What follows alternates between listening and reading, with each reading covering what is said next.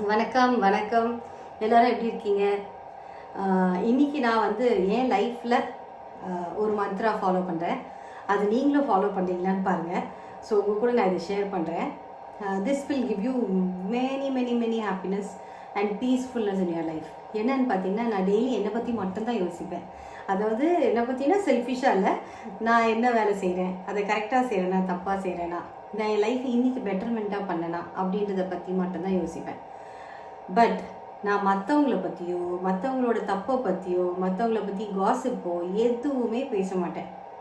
அவங்க சரியாக பண்ணா சரி, தப்பாக பண்ணா சரி, அவங்க நல்லவங்களா கெட்டவங்களா, இதை பற்றிலாம் நான் எதுக்கும் யோசிக்கவே மாட்டேன். பிகாஸ் நான் என்னை பற்றி மட்டும்தான் யோசிக்கணும். அப்போ தான் நாளைக்கு என்னோடய லைஃப் பெட்டராக இருக்கும். இன்றைக்கி நான் பண்ணுற வேலையை பெட்டராக செய்ய முடியும். So I will be happy only if I think about me. So இப்போ என்னை பற்றி யாராவது தப்பாக பேசுகிறாங்க, இல்லை என்னை பற்றி யாரோ காசிப் பேசுகிறாங்க, இல்லை நான் ஒருத்தரை பற்றி பேசுகிறேன் அப்படின்னா that is a time wasting one.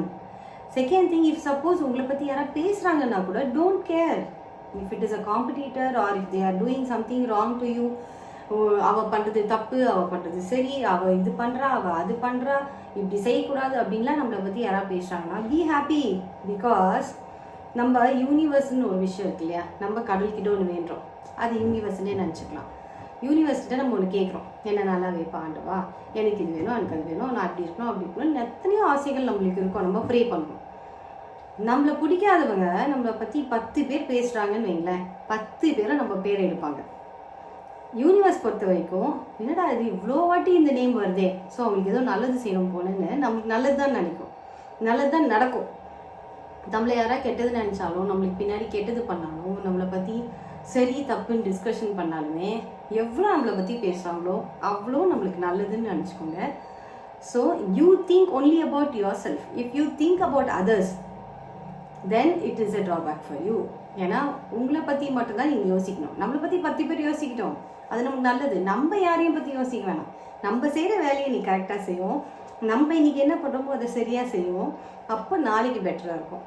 So இப்படி நம்ம நடந்துக்கிட்டாலே life will become success. This is my success mantra நான் சொல்வேன். Because I follow the same.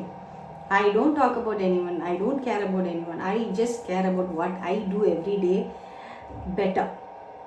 That's it. Life becomes better, life becomes happy, life becomes peaceful.